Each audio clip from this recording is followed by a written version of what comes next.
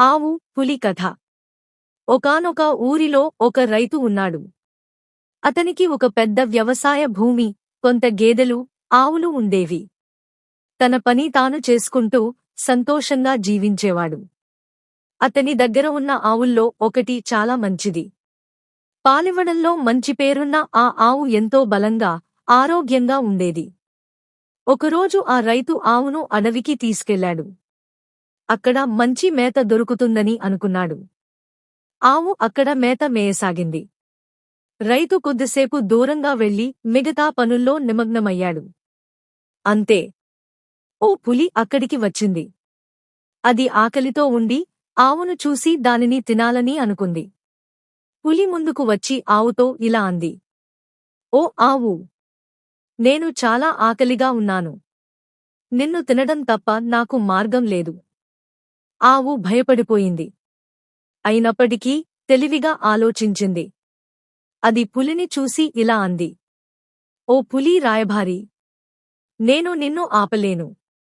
కాని నా యజమాని దగ్గరికి వెళ్లి చెప్పొద్దామా? నన్ను అతను పెంచిన విధానం, నాకు ఉండే విలువ తెలుసుకుని తిన్నాక నీకు బాధ కలుగకూడదుగా. పులికి ఆ ఆలోచన నచ్చింది. సరే, నీ యజమానిని కలుద్దాం అని చెప్పింది. ఆవు రైతు దగ్గరకు వెళ్లి తన పరిస్థితిని వివరించింది.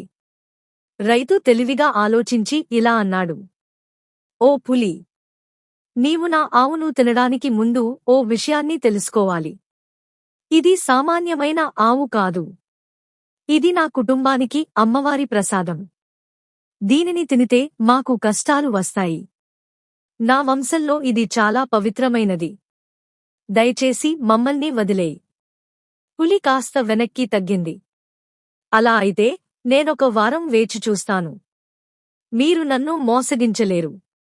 వారం రోజులు పూర్తయ్యాక నేను మళ్లీ వస్తాను అని చెప్పి పులి వెళ్ళిపోయింది. రైతు ఆ సమయాన్ని ఉపయోగించుకుని ఆవును మరింత దూరం ఉన్న తన బంధువుల వద్దకు పంపించాడు.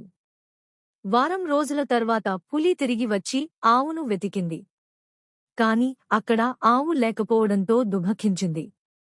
అప్పటినుంచి పులికి ఒక గుణపాఠం తెలిసింది: తెలివైనవారు ఎప్పుడూ ఆపద నుంచి తప్పించుకుంటారు. పాఠశిక్ష: ఈ కథలో మనం నేర్చుకోవలసినది ఏమిటంటే, అపాయం వచ్చినప్పుడు భయం అనేది పరిష్కారం కాదు. తెలివిగా ఆలోచించి పరిస్థితిని సమర్థంగా హ్యాండిల్ చేయగలిగితే ప్రాణాన్ని కాపాడుకోవచ్చు.